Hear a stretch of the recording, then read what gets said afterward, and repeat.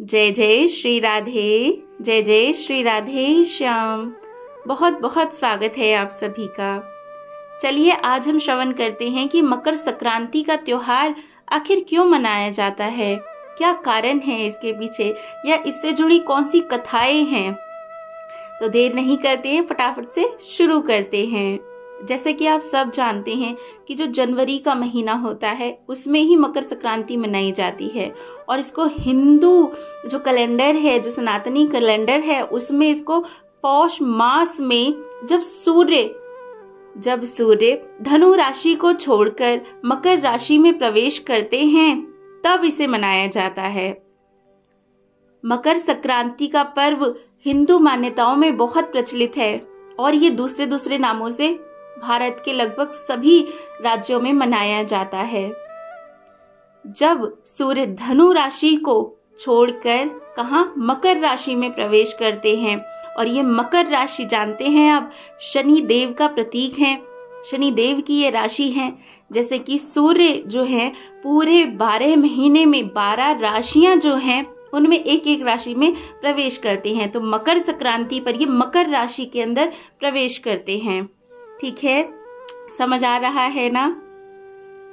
अब ये संपूर्ण भारत में ही मनाया जाता है। हाँ, कहीं कहीं अलग अलग नामों से इसको मनाते हैं, और ज्यादातर ये 14 तारीख को मनाया जाता है, लेकिन कभी कभी 12, 13 या 15 को भी मनाया जाता है, क्योंकि यह त्योहार पूरी तरह से इसी पर निर्भर करता है कि जो सूर्य है वो धनु को छोड़कर मकर राशि में कब प्रवेश कर रहे हैं।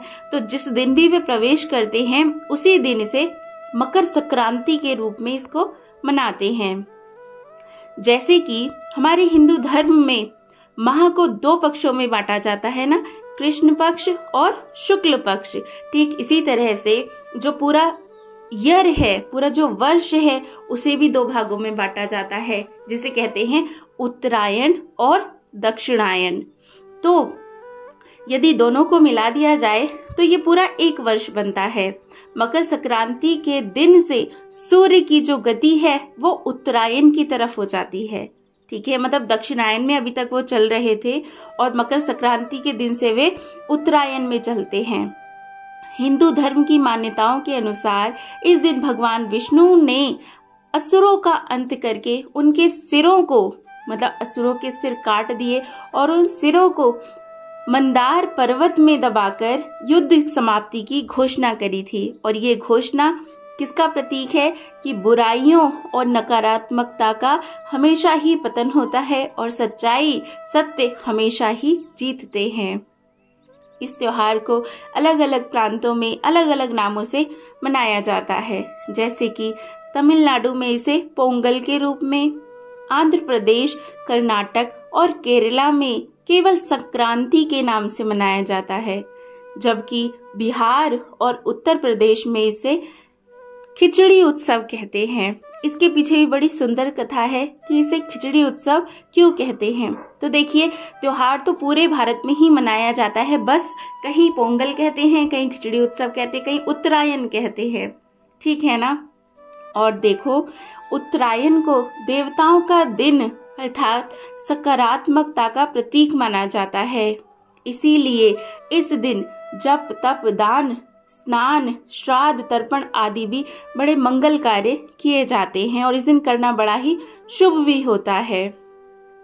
क्या आप जानते हैं, भगवान सूर्य अपने पुत्र शनि से मिलने उनके घर जाते हैं। इसका क्या मतलब हुआ कि जो शनिदेव हैं उनके जो पिता हैं वो सूर्य देव हैं। तो सूर्य देव क्योंकि मकर राशि में प्रवेश करते हैं, और मकर राशि शनिदेव की राशि है, तो इसका क्या मतलब हुआ कि सूर्य देव अपने ही पुत्र के घर जाते हैं, और इसी कारण इसे मकर संक्रांति कहते हैं। और जानते हैं, एक बड़ी और भी सुंदर कथा है इससे पीछे, कि जो पवित्र गंगा नदी है वे इसी दिन धरती पर उनका इसी दिन पर अवतरण हुआ था, इसीलिए भी इसको बहुत धूमधाम से मनाया जाता है। इससे जुड़ी एक और प्यारी सी कथा है। स्वयं भगवान श्री कृष्ण ने भी उत्तरायण का महत्व बताते हुए कहा है कि उत्तरायण के 6 मास के शुभ काल में जब सूर्य देव उत्तरायण होते हैं और पृथ्वी प्रकाश में रहती है, तो इस प्रकाश में शरीर का परित्याग करने से व्यक्ति का पूर्व जन्म नहीं होता। मतलब ये बहुत शुभ घड़ियां होती है जब ये उत्तरायण में जाते हैं। जैसे कि हमने सुना है कि भीष्म पिता ने भी जो है अपनी मृत्यु के लिए जो सूर्य का उत्तरायण जो पक्ष है उस समय तक का वेट किया था, और वो उसी शैया पर, बाणों की शैया पर लेटे रहे थे। इतना कष्ट उन्होंने सहन किया, लेकिन इस समय पर जाकर उन्होंने अपने शरीर को त्यागा था। तो भगवान जैसे श्री कृष्ण स्वयं ही कहते हैं, जिसका शरीर उत्तरायण में जो त्यागते हैं उनका पूर्व जन्म नहीं होता है। जय जय, कितनी अच्छी बात है। और एक और बड़ी प्यारी सी कथा है इससे रिलेटेड कि जो माता यशोदा हैं उन्होंने भगवान सूर्य का इस दिन व्रत किया था, मकर संक्रांति के दिन, और एक सुंदर अच्छे पुत्र की जो है उन्होंने कामना करी थी। तो कामना के रूप में उन्हें स्वयं प्रभु श्री कृष्ण की प्राप्ति हुई थी। तो इससे बड़ी कोई बात नहीं हो सकती। और इस दिन मकर संक्रांति का कई जगह कई लोग व्रत भी करते हैं, भगवान सूर्य की पूजा करते हैं, उनको अर्घ्य देते हैं, और तरह तरह से सबकी अलग अलग तरीके से मनाने की परंपरा है। और इस दिन हम सब जानते हैं कि जो पतंग उड़ाना है वो तो बहुत ज़्यादा विशेष है। इसके साथ ही जो गज्जक और तिल और ये मूंगफली वगैरह सब कुछ बहुत खाया ही जाता है, क्योंकि सर्दियों में इससे थोड़ी गर्माहट मिलती है। तो ये तो गज्जक, रेवड़ी और पतंग उड़ाने का बड़ा ही सुंदर उत्सव है। कि भगवान श्री कृष्ण की कई लीलाएं हैं जिसमें वो पतंग उड़ाते हैं। उसमें से एक संक्रांति की भी लीला है बड़ी प्यारी सी। भगवान श्री कृष्ण अपने सखाओं के साथ और जो हमारी राधा रानी है वो अपनी सखियों के साथ एक छत पर प्रभु और एक छत पर राधा रानी सखियों के साथ दोनों ही पतंग उड़ा रहे थे, और उस समय उनके बीच में बड़ी ही रसीली वार्ताएं हो रही थी। तो ये शुरू से ही ये पर्व बड़े ही धूमधाम से मनता हुआ आ रहा है। और ये संक्रांति हमें याद दिलाती है कि हमेशा ही सच्चाई की ही विजय होती है। तो जय जय श्री राधे। इस तरह से ये मकर संक्रांति का सुंदर पर्व हमारे पूरे भारत में मनाया जाता है। आशा है आपको खूब आनंद आया होगा। जय जय श्री राधे श्याम। तो कथा अभी समाप्त नहीं हुई है। जैसे कि मैंने पहले कहा था कि इसको खिचड़ी उत्सव भी कहते हैं। तो खिचड़ी क्यों मनाई जाती है, वो खिचड़ी क्यों बनाते हैं, खाते हैं बहुत जगह पर, और जो गुरु गोरखनाथ जी हैं उन पर चढ़ाते भी हैं। तो इसके पीछे क्या कारण है, चलिए वो छोटी सी कथा है उसको भी सुन लेते हैं। हमारी कथाओं के अनुसार एक बार गुरु जो गोरखनाथ हैं, और गुरु गोरखनाथ भगवान शिव हैं उनका ही अंश माने जाते हैं। तो उनके अंश से गुरु गोरखनाथ जी प्रकट हुए थे। वे भिक्षाटन कर रहे थे। भिक्षाटन समझते हैं जो भिक्षा मिली बस उसको पा लिया और चलते गए अपने गंतव्य की ओर। मतलब पूरा भारत भ्रमण करते ही रहते थे वो। भिक्षाटन करते करते एक बार वो हिमाचल प्रदेश के जिला कांगड़ा जा पहुंचे। यहाँ ये वही स्थान है जहाँ पर मशहूर ज्वाला देवी का टेम्पल है। तो ज्वाला देवी के पास पहुंचकर जो गुरु गोरखनाथ जी है उन्होंने खूब भजन ध्यान किया, माता को प्रसन्न किया, और माता ने प्रसन्न होकर उन्हें दर्शन तो दिए ही, लेकिन साथ साथ उन्हें भोजन का निमंत्रण भी दिया कि तुम मेरे यहाँ पर भोजन करो। जब गोरखनाथ जी गए तो माता ने उन्हें तरह तरीके के भोजन उनके सामने प्रस्तुत किए, लेकिन गुरु गोरखनाथ जी ने उन्हें ग्रहण करने से मना कर दिया। क्या कारण था? उन्होंने कहा कि जो भिक्षा में जो प्राप्त होते हैं, जो अन्न प्राप्त होता है, मैं केवल उसी को ही ग्रहण करता हूँ।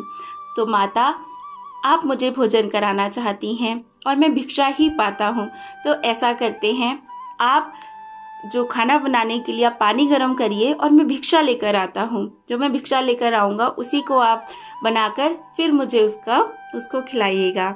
तो माता ने ऐसा ही किया। माता जो है वो पानी गर्म करने लगी खाना बनाने के। इधर गोरखनाथ जी चले गए। तो क्या हुआ, भिक्षाटन के लिए निकले भिक्षा मांगते हुए। वो पहुंच गए राप्ती और रोहिणी नदी के संगम पर। यहाँ उन्होंने अपना जो अक्षय पात्र था उसको रख दिया। मतलब कि जो उनके पास में जो कटोरा समझ लीजिए वो था, उसको रख दिया। इसके बाद वो बैठ गए और ध्यान में बैठ गए। और ये संत ऐसे होते हैं कि ध्यान में बैठे तो बस लीन ही हो गए। इस दौरान मकर संक्रांति का पर्व आ गया। मतलब पहले से ही बात चल रही थी और अब मकर संक्रांति आ गई। लोगों ने देखा कि बाबा का पात्र रखा है, तो पहले भिक्षा दी ही जाती थी, तो लोगों ने जो बाबा का जो अक्षय पात्र था उसमें दाल चावल आदि डालना शुरू कर दिया। लेकिन ये बड़ी हैरानी की बात थी कि वो पात्र भरता नहीं था। हर किसी ने उसे चमत्कार माना और उसकी पूजा शुरू कर दी। गोरखनाथ के चरणों में अपना सर रखने लगे। तब से गोरखनाथ जी वहीं रह गए और हर साल जो उनके पात्र में जो दही, जो चावल और दाल वगैरह लोगों ने डाली थी, उससे फिर खिचड़ी बनाई गई और उसका भोग पहले गोरखनाथ जी को ही लगाया गया। और कहते हैं कि जो माता हैं जो पानी गर्म कर रही थी, ज्वाला देवी, वो आज भी बाबा का इंतज़ार कर रही हैं कि बाबा आएंगे और उनको वो भिक्षा कराएंगी। तो ऐसी सुंदर सुंदर कथाएं हमें मिलती हैं। इसीलिए इस दिन खिचड़ी बनाई जाती है और बाबा को पहले भोग लगता है और उसके बाद तो प्रसाद तो सब पाते ही हैं। तो ये सभी सुंदर सुंदर कथाएं मकर संक्रांति से जुड़ी हुई हैं। आशा है आपको बहुत आनंद आया होगा। ऐसी ही और कथाओं को सुनने के लिए हमें फॉलो ज़रूर करें, सब्सक्राइब करें। जय जय श्री राधे।